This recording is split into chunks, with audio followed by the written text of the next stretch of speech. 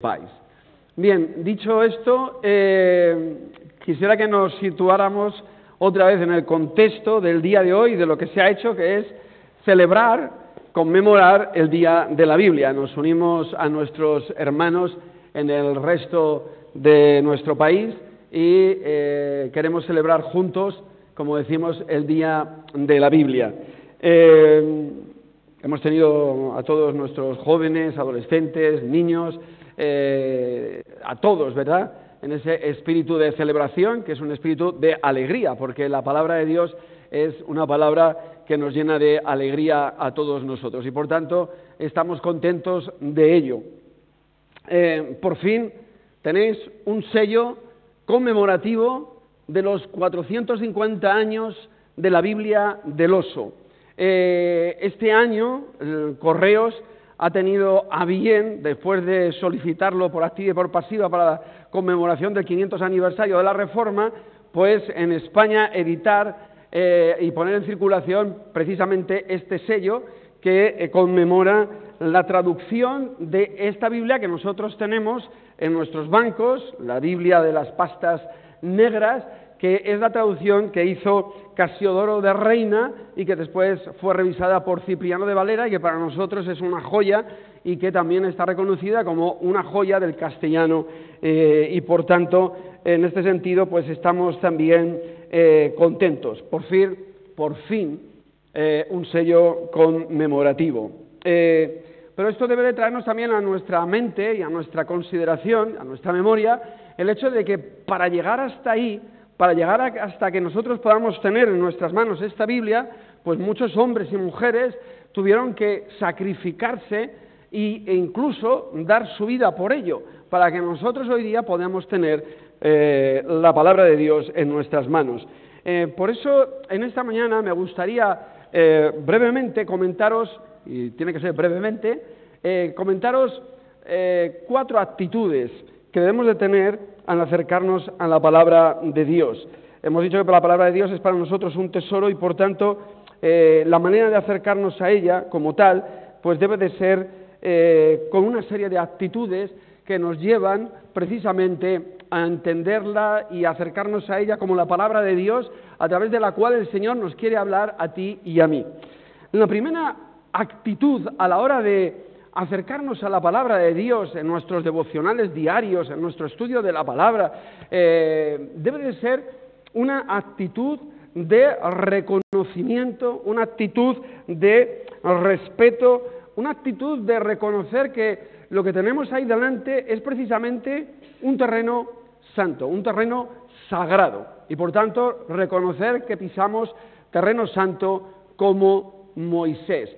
En el texto del Éxodo, en aquel encuentro de Moisés con el Señor frente a aquella zarza, recordáis todos, ¿verdad?, aquella zarza ardiente que no cesaba de arder, el Señor se dirige a Moisés y dice que le dijo: no te acerques, quita tu calzado de tus pies, porque el lugar en que tú estás, tierra santa es. Descálzate, porque el lugar donde tú estás, la tierra que pisas, es un lugar santo, un lugar sagrado. ¿Por qué? Pues porque allí está Dios, porque desde allí habla el Señor. Por lo tanto, la manera de acercarnos, la primera actitud a la hora de acercarnos a la Biblia es precisamente esa, el reconocer que lo que tenemos ahí es un terreno santo, sagrado, porque es allí donde el Señor nos está hablando a nosotros.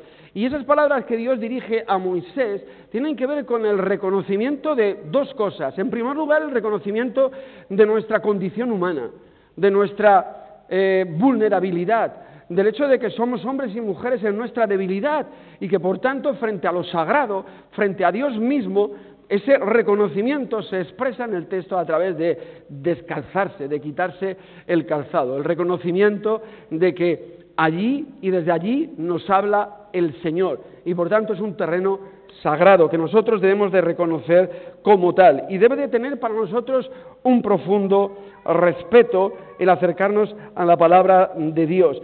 Hay otro personaje de la Escritura que es el profeta Isaías. El profeta Isaías en aquella visión que tiene Isaías del Señor en su trono de gloria, se nos dice en el profeta que estaba contemplando Isaías, o tuvo Isaías aquella visión del Señor en el capítulo 6 del profeta Isaías, y allí se nos dice que vio al Señor sentado sobre un trono alto y sublime, y sus faldas llenaban el templo. Por encima de él había serafines, cada uno tenía 6 alas, con 2 cubrían su rostro, y el uno al otro daban voces y decían: Santo, Santo, Santo, Jehová de los ejércitos, toda la tierra está llena de su gloria. Está frente a la santidad de Dios, y Isaías, cuando se encuentra frente a la santidad de Dios, dice que él se supo a sí mismo como un hombre pecador. ¡Ay de mí! Dice que soy muerto, porque siendo hombre inmundo de labios y habitando en medio de un pueblo que tiene labios inmundos, han visto mis ojos al Rey Jehová de los ejércitos. Isaías es consciente de que está frente al Señor, que está en su trono, rodeado de toda su gloria, y que aquellos serafines están diciendo que este que está ahí es por 3 veces el Santo de Israel, el Santo de los santos. Y por tanto, ese reconocimiento, cuando nosotros nos acercamos a la palabra de Dios, hoy celebramos la Biblia como la palabra de Dios, es ese reconocimiento de la presencia de Dios que nos habla a través, por medio y en medio de la Escritura. Y por tanto, el reconocimiento de la santidad de Dios, el reconocimiento que es un terreno sagrado, y por tanto el reconocimiento se expresa a través, de forma simbólica, de descalzarse delante del Señor. Pero hay una segunda actitud que debemos desarrollar a la hora, como digo, de acercarnos a la palabra, y es el estar atentos y alerta al hecho de que Dios nos habla por medio de su palabra, del que el Señor quiere dirigirnos a nosotros su palabra, y por tanto debemos ir con esa actitud de escucha. Si primero el reconocimiento de la santidad de Dios y de que el lugar desde el cual nos habla es un lugar sagrado, ahora tenemos que tener una actitud de escucha. Y pensando en personajes que tenían que ver con esa escucha, nos encontramos con Samuel. Y en el primer libro de Samuel se nos dice que Jehová pues llamó, ya sabéis la historia, llamó 3 veces a Samuel, ¿verdad? Los padres de Samuel saben muy bien la historia de Samuel, ¿verdad? Llamó por 3 veces al Señor, a Samuel, el Señor. Y Samuel, que estaba durmiendo, siempre iba al sacerdote Elí porque pensaba que Elí era el que le llamaba. Pero a la 3ª vez dice que Jehová pues llamó por 3ª vez a Samuel, dice, y él se levantó y vino a Elí y dijo, heme aquí, ¿para qué me has llamado? Entonces entendió Elí que Jehová llamaba al joven. Y dijo Elí a Samuel, ve y acuéstate, y si te llamare dirás, habla Jehová, porque tu siervo oye. Así se fue Samuel y se acostó en su lugar. Y vino Jehová y se paró y llamó como las otras veces, Samuel, Samuel. Entonces Samuel dijo, habla, porque tu siervo oye. Habla, porque tu siervo oye. Mirad, creo que uno de los grandes problemas de nuestros días, de nuestro momento, es que estamos rodeados de multitud de voces que reclaman nuestra atención, que reclaman que les prestemos oído, y hay una especie de ruido atronador a través de todos los medios de comunicación, de la prensa, etcétera, etcétera, e incluso por el mismo Internet, que ya lo llevamos hasta en nuestro móvil. Desde ahí miles de voces, millones de voces, todos los días nos asaltan reclamando nuestra atención. Y pudiera darse el caso que entre tantas voces no oigamos la voz de Dios. Y pudiera darse el caso que incluso, como en el tiempo de Samuel, pues resulta que la voz de Dios escaseaba, nos dice la palabra de Dios, escaseaba en aquel tiempo. Y pudiera darse el caso que también sucediera en este momento en el cual tanto ruido amortigua la voz de Dios. Ahora nosotros acudimos a la palabra como Samuel, oímos la voz de Dios en ella, y como Samuel debemos de decir, habla Jehová, porque tu siervo oye. Debemos de saber y aprender a escuchar. Pero creo que también hay un paso previo que no debemos de descartar, y es que Samuel, cuando escuchaba su nombre, pensaba que le llamaba Elí, y fue a Elí para pedir, diríamos, consejo, para decirle, ¿qué quieres de mí? ¿Por qué me llamas? Y supo escuchar las palabras de Elí, que le dijo, mira, yo no te estoy llamando, te está llamando el Señor. Por tanto, cuando oigas su voz, dile, heme aquí, yo estoy escuchando, ¿qué quieres de mí? Y por tanto, creo que también hay algo que se desprende de este relato, y es nuestra apertura a poder escuchar a aquellos que tenemos a nuestro lado. Creo que vivimos también en una época de mucha autosuficiencia que lleva a la soberbia, a no escuchar a nadie, pensamos que lo sabemos todo y vamos con una especie de prepotencia por la vida que nos impide escuchar. Pero Samuel supo escuchar al que tenía a su lado, a su maestro, a Elí. Y Elí le recomendó lo que debía de hacer, supo escuchar tanto a los que le preceden, a los maestros, a los que saben, a los que conocen, y después escuchó también la voz de Dios. La apertura a la escucha de nuestros hermanos que nos preceden, y también la apertura a la palabra de Dios. Habla, Señor, porque tu siervo oye. Una tercera actitud a la hora de acercarnos a la palabra de Dios, después de reconocer que es en ella y a través de ella que el Señor nos habla, después de poner nuestro oído para escuchar la voz de Dios, creo que hay un tercer elemento que viene al caso, que tiene que ver con el hecho de dejarla, la palabra que hemos oído, que germine en nuestro corazón, Recordáis el texto de María, ¿verdad? María atesoraba todas las cosas que estaban aconteciéndole, las atesoraba y las meditaba en su corazón.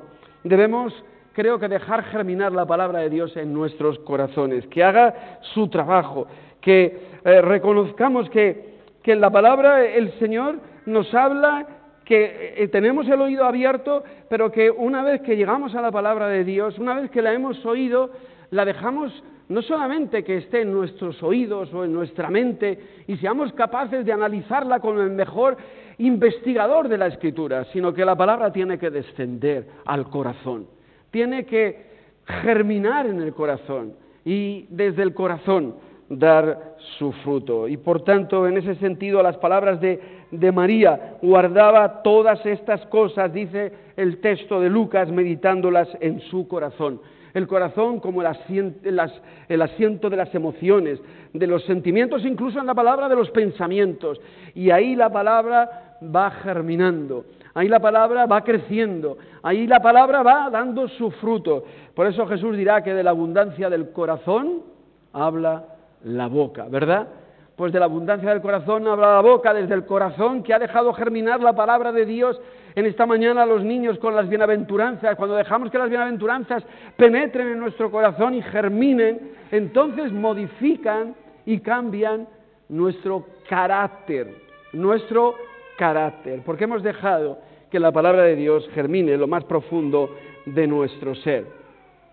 Es allí donde el Señor quiere trabajar en nuestro corazón. Mirad, hay un profeta que es un profeta muy especial, que es el profeta Jeremías.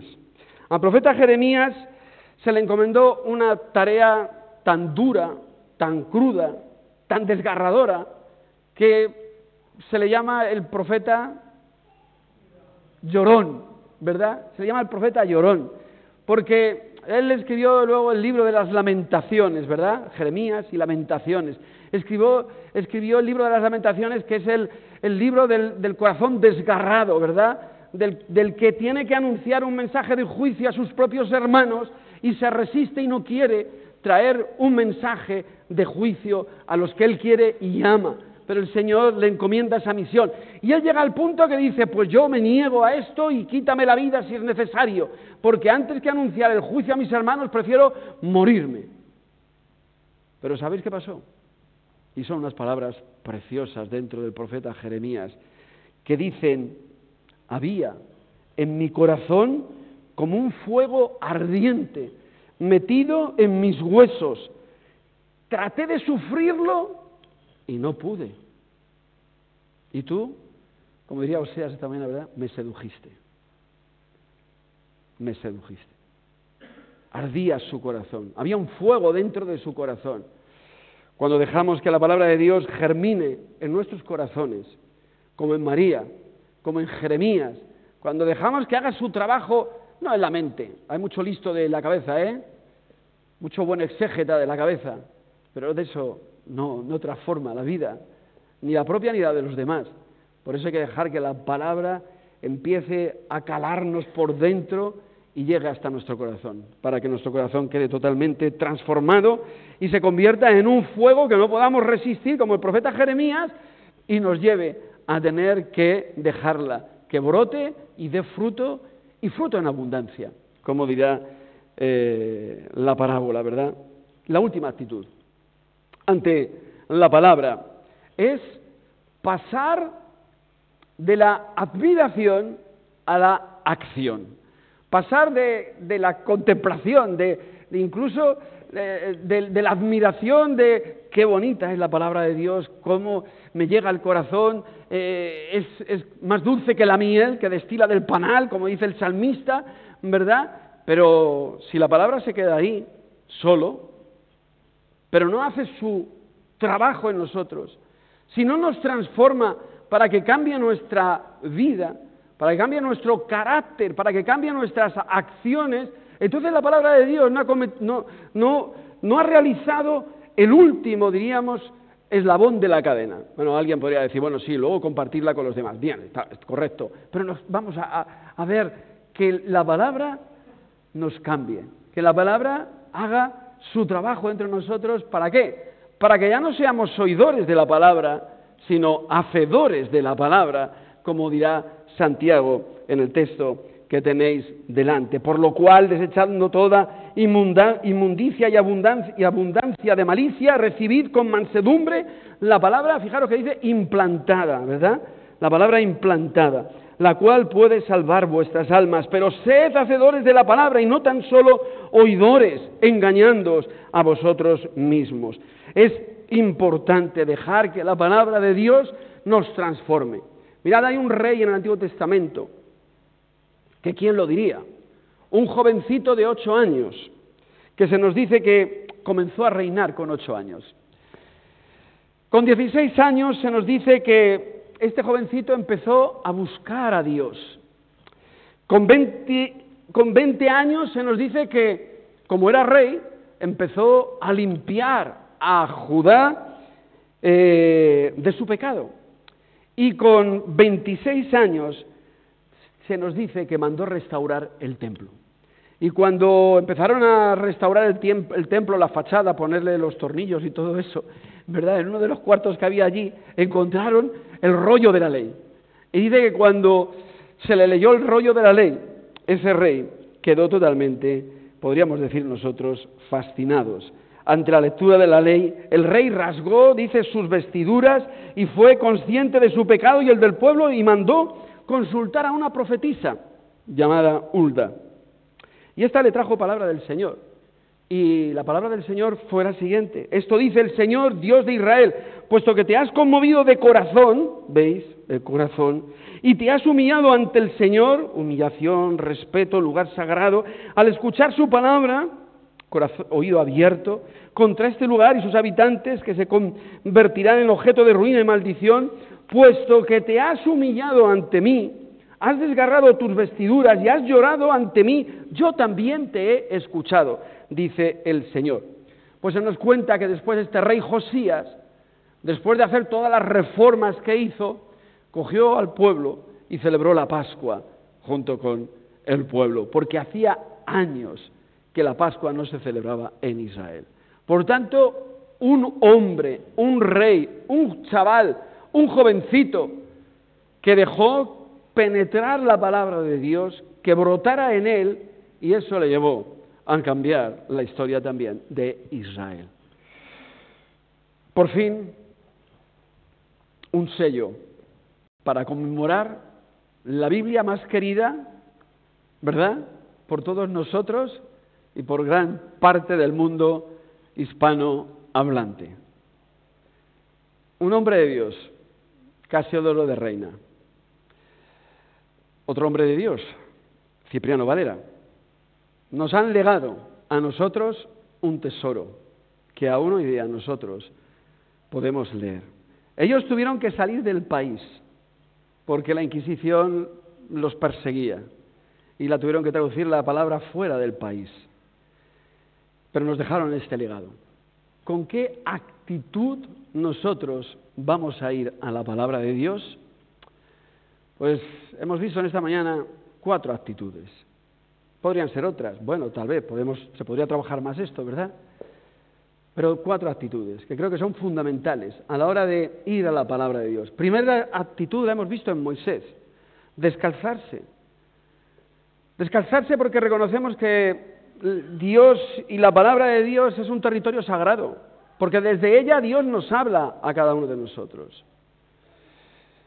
Hemos visto en segundo lugar que la actitud siguiente tiene que ser la de la apertura, la escucha, como Samuel. O sea, estar abiertos a que Dios me pueda hablar a mí personalmente a través de su palabra por medio del Espíritu Santo. Y creo que muchos de nosotros que ya pintamos canas, pues hemos dejado muchas veces hablar al Señor a través de su palabra y hemos oído su palabra. Hemos visto que esa palabra que escuchamos tenemos que dejarla germinar en lo más íntimo de nuestro ser, que es nuestro corazón, en el asiento de las emociones, en el asiento de los pensamientos, para que vaya haciendo su trabajo. Meditémosla en nuestro corazón. Dejemos que vaya haciendo su trabajo en lo más profundo de nuestro ser, para que como Jeremías, en algún momento sintamos un fuego que no podemos resistir y tengamos que actuar en conformidad a la palabra de Dios y a lo que ella nos llama. Para que, por último, como Josías, nosotros también pasemos de la admiración a la acción, a dejarla que dé su fruto en ti, como esa buena semilla, porque la semilla es buena, pero el terreno tiene que ser fértil, que es tu corazón, que somos tú y yo, para que dé su fruto.